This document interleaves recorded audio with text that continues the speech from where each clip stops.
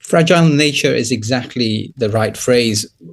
I woke up this morning here in Abu Dhabi with signal alerts going off on my phone. And then throughout the day, we've had attacks from Iran on Dubai.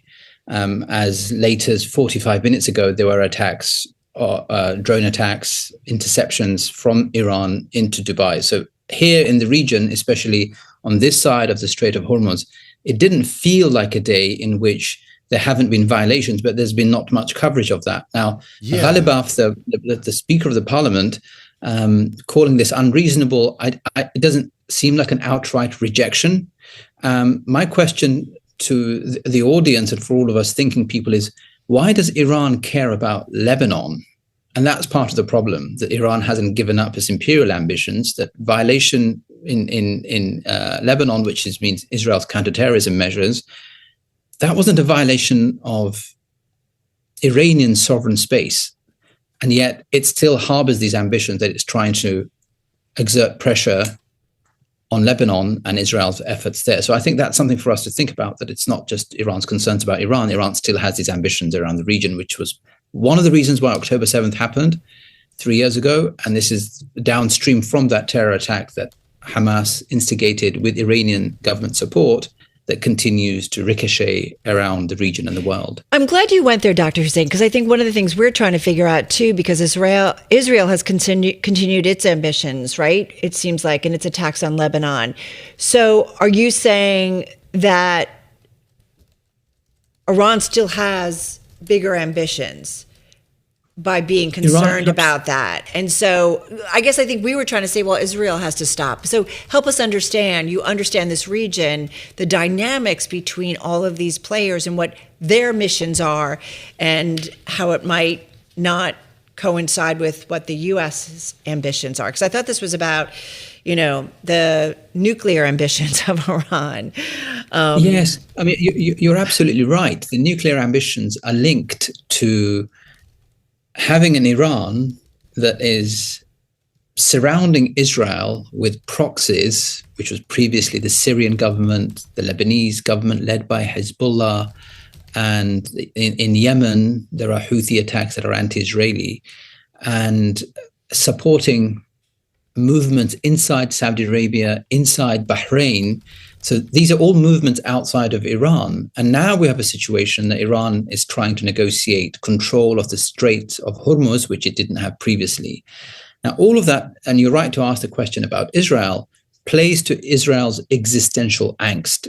Israel and Jewish people writ large, as we know, are a traumatized people coming out of the Holocaust, and October 7th pressed that wound, which means we survived since the rise of the Iranian regime, the mullahs in Iran since 1979, by more or less trying to accept that the Iranians will have forces parked all around our borders and will try and do a peace deal.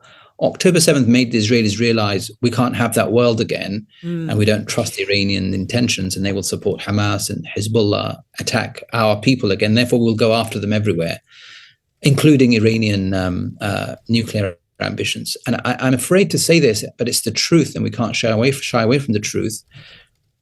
For as long as Israel feels it's not safe, it will continue to attack Iran and its allies. And the biggest mistake Iran makes in response to this is, rather than fight with Israel, it begins to attack countries such as where I'm sat here in the Arabian Peninsula, in Abu Dhabi, Dubai, Kuwait, Bahrain, Saudi Arabia, Jordan. And I think that's the danger of the Iranian regime, that it wants to more or less draw in the rest of the world in its war with Israel. And in that, and I think there's the good news is, countries here now feel closer to America than they've done in the last 15 to 20 years. So there's a lot to play with in terms of enhancing US influence and relationships with countries here in the Arabian Peninsula. Just quickly to get your thoughts, though, isn't this about Israel's existential angst versus Iran's existential angst?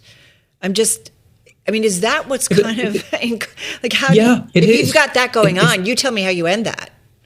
It's a battle of different willpowers, different wills, and the Israelis will have stronger willpower for all kinds of reasons. They have 3,000 years to back that. And the Iranians also have strong willpower and have 3,000 years to back that. The rest of us are caught up in that. And the way you end that is by making sure that Iran and the Iranian government, as it stands now, focuses on normalizing Iran's economy as the Japanese did and the South Koreans did, rather than Iran's ambitions being regional and global and shouting every Friday, death to America, death to Israel, and attacking Arab neighbors and allies who have not attacked Iran. Even to this day, we here are in a defensive posture. And the way you end that is by ensuring that Iran's government is not centralized, that Iran's government is decentralized, that there is an Iran that's an Iran of federations, that minorities inside Iran, the Azeris, the Baluchis, the Arabs, the Hazaris, the Persians, the Kurds have greater rights. Dr. Husain, is that realistic? Is that realistic in your view? Could that actually happen after 47 years of rule under the Ayatollah, an Islamic Republic, and an IRGC that is so powerful? It may not happen next month. It may not happen the month after. The US and Israeli attacks on Iran have consolidated the government's nationalist appeal for unity. But if we look at the Iranian population since the Green Movement during President Obama's time to now, every 2 or 3 years, there's an uprising against this government. This government now is weaker than it's ever been before in terms of its air force, naval force, and ability to produce missiles. But one of the reasons why President Trump tried to support the popular uprising inside Iran was to diminish the government's outreach. But the mistake is now the government is stronger domestically. But there will inevitably be uprisings inside Iran. And I think this government at some time will fall.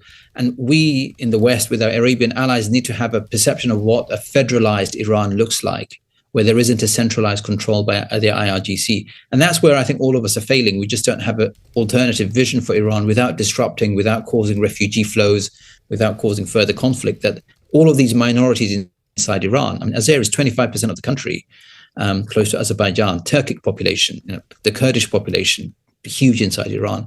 How do we decentralize power with these minorities that are actually pro-Israel, pro-Arabs, pro-America, rather than the mullah regime trying to take us back to a messianic world order that continues to support forces against Arabia as well as against America and Israel? Our Dan Williams, who's in Jerusalem, had sent us and shared with us a post he did earlier this morning. He said, when the all clear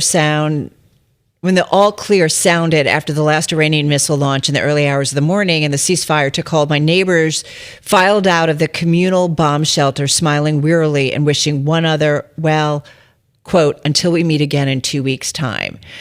I mean, that's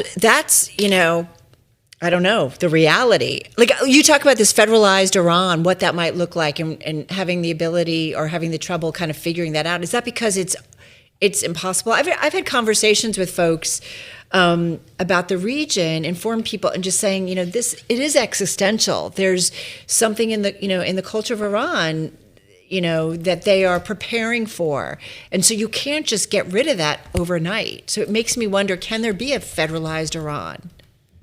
Well, we haven't made the argument. I've been thinking about a federalized Iran over the last 2 or 3 years. And you look at the history, you start to see that Iran was always a federalized entity, but as in ethnically composed, different ethnic compositions of the country now want to have greater rights. And we haven't recognized that.